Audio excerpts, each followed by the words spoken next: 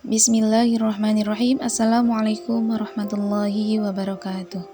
Hari ini kita akan mempelajari Quran Hadis pada pertemuan ke-7 dalam pembelajaran intensif UM. Pembahasan pertama, hadis Nabi tentang menjaga dan melestarikan alam. Pertama, hadis riwayat At-Tirmidzi dan Jabir bin Abdullah. Anna Nabiya sallallahu alaihi wasallam qala man ahya aradan maitatan fahiyalah. Artinya, barang siapa menghidupkan sebidang bumi yang mati, maka bumi itu miliknya. Penjelasannya, hadis ini merupakan penegasan dan ajakan Rasulullah terhadap umat Islam agar memelihara dan menghidupkan tanah yang tidak ada pemiliknya atau tanah yang ditelantarkan agar diurus dengan sebaik-baiknya. Yang dimaksud dengan menghidupkan suatu bumi baru ialah tanah yang belum pernah dikerjakan oleh siapapun. Hadis kedua, riwayat dari Ibnu Majah dari Abdullah bin Mughaffal. Annan Nabiya sallallahu alaihi wasallam qala man hafara bi'ran falahu arba'una zira'an atanan lima syatihi. Artinya, barang siapa menggali sumur, maka ia berhak 40 hasta untuk minum hewan ternaknya. Nah, penjelasan hadis ini tentang seseorang menggali sumur dan penghargaan Rasulullah kepada orang yang menggali sumur tersebut dengan diberikan 40 ziro atau hasta di sekeliling sumur untuk kebutuhan kandang ternaknya. Hadis selanjutnya yang diriwayatkan oleh Al-Bazzar dari Ibnu Abbas. Anna Nabiya sallallahu alaihi wasallam naha an sabrir ruhi wa an ikhsa'il bahaimi nahyan syadidan. Sesungguhnya Nabi melarang mengurung setiap yang bernyawa dan mengebiri binatang-binatang dengan larangan yang keras. Hadis ini menjelaskan masih berkaitan dengan binatang. Rasulullah SAW melarang seseorang mengurung binatang, apalagi mengurungnya dengan alasan untuk menyakiti atau sekedar iseng saja. Juga mengebiri hewan, Nabi sangat-sangat melarang. Selanjutnya, penjelasan tentang Quran Surah Al-Asr dan Al-Alaq tentang menghargai waktu dan menuntut ilmu. Quran Surah Al-Asr. Surah Al-Asr menjelaskan tentang sumpah Tuhan yang menggunakan kata sumpah atau waktu asar. Kemudian dilanjutkan dengan menggambarkan kondisi manusia secara umum dalam keadaan merugi, kecuali orang yang beriman dan beramal soleh. Penjelasan ayat pertama dan kedua, Allah Subhanahu wa Ta'ala bersumpah dengan menggunakan masa, sebab masa mengandung banyak peristiwa dan contoh yang menunjukkan kekuasaannya. Setelah Allah bersumpah dengan masa, dilanjutkan ayat kedua, sesungguhnya manusia itu benar-benar dalam kerugian, rugi dengan amal perbuatannya sendiri, kecuali orang-orang tertentu. Dilanjutkan dengan ayat ketiga, maka yang tidak akan merasa kerugian dalam masa hanyalah orang-orang yang beriman, orang-orang yang mempunyai keyakinan atau kepercayaan bahwa hidupnya ini atas kehendak Maha Kuasa.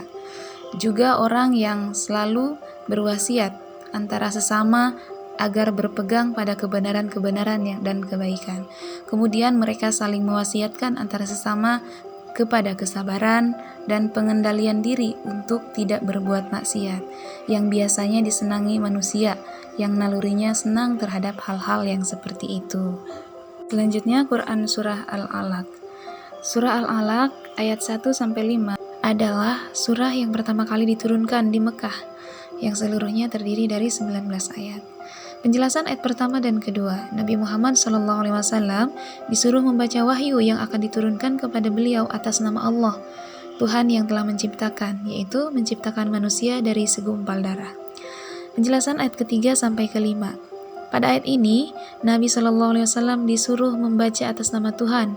Nama Tuhan yang menjadi sandaran hidup itu ialah Allah yang Maha Mulia, yang mengajarkan dengan penanya, ia mengajarkan manusia apa yang tidak diketahuinya.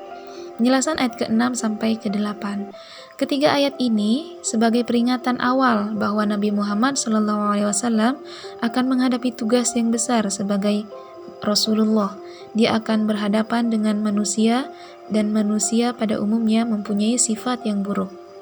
Ayat 9-14 menjelaskan Allah mengingatkan Rasulullah agar memperhatikan orang-orang yang sombong dan suka melarang orang yang hendak beribadah kepada Allah, serta berpaling dari ajaran yang disampaikan melalui Rasulullah Muhammad SAW, seorang hamba yang dicintai Allah.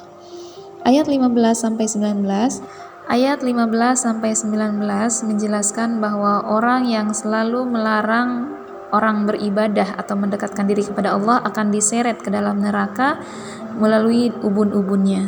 Selanjutnya hadis tentang menuntut ilmu dan menghargai waktu. Hadis Bukhari dari Ibnu Umar.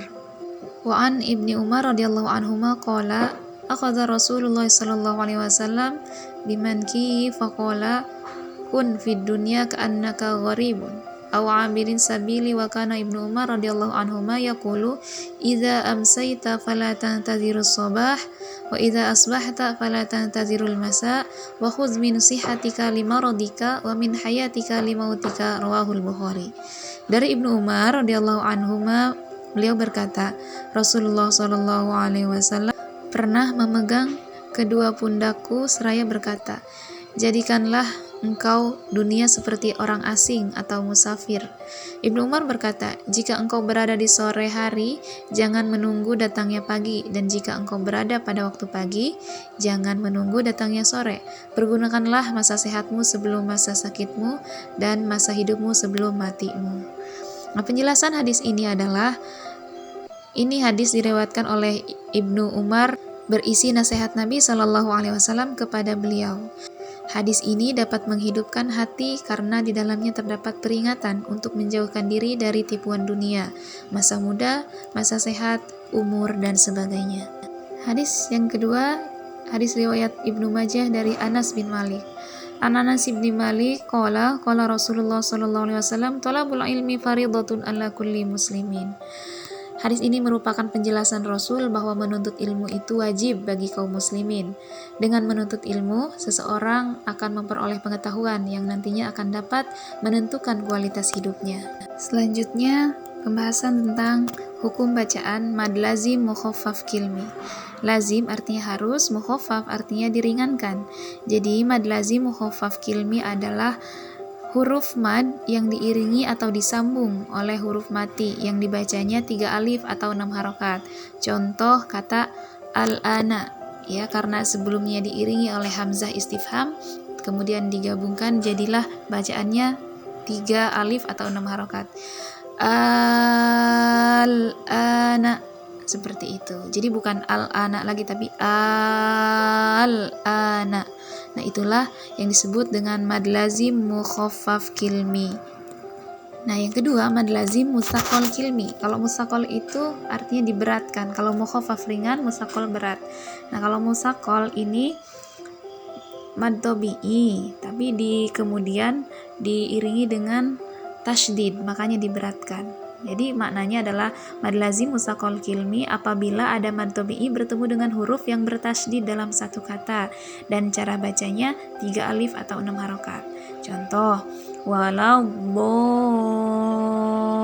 dhalin, do-nya mad tabi'i kemudian bertemu dengan lam yang bertasydid, maka dibaca 6 harokat. Kalau tadi ringan karena ketemunya sukun. Nah, kalau ini karena ketemunya dengan syiddah maka diberatkan. Selanjutnya mad lazim mukhaffaf harfi. Mad lazim mukhaffaf harfi adalah mad dengan 1 alif atau 2 harokat ketika membaca huruf ha, ya, to, ha, ro. Hayyun tohur biasa digabungkan. Ini terdapat dalam huruf-huruf muqatta'ah, ya, biasanya di awal-awal surah. Contoh toha, cukup 2 harokat. Hamim, yang termasuk mad lazim mukhaffafnya adalah ha-nya. Yasin. Nah, yang 2 harokat itulah yang disebut mukhaffaf harfi. Yang terakhir adalah mad lazim mutsaqal harfi. Jadi kalau yang ini dibacanya 3 alif. Hurufnya naqoso asalukum, nun, qaf, sod, ain, sin, lam, kaf, mim. Nah, kalau yang tadi huruf muqatta'ah yang dibaca 2 harokat, nah kalau yang ini dibaca 6 harokat. Contoh yang to, sin, sinnya yang termasuk mad lazim mutsaqal harfi. Yasin, itu mad lazim mutsaqal harfinya adalah sinnya. Kaf, kaf, ha, ya, ain, sod dibacanya kafnya 6 harokat, ha-nya 2 harokat, ya-nya 2 harokat, ainnya 6 harokat, diikhfakan, ya, kepada sod, dan sodnya 6 harokat. kaf ha ya ain shad. Begitu. Nah, bila ada tasydid maka membacanya harus diidghamkan kepada huruf yang berada di hadapannya. Contoh alif lam mim ya. Alif lam mim. Dapat tetap gunahnya. Nah, itulah tadi penjelasan tentang hadis menjaga lingkungan, ayat dan hadis tentang menghargai waktu dan menuntut ilmu, dan juga hukum bacaan mad lazim. Silakan pelajari di modulnya dan simak kembali video-videonya dan kerjakan latihan soal di buku modul. Syukron. Wassalamualaikum warahmatullahi wabarakatuh.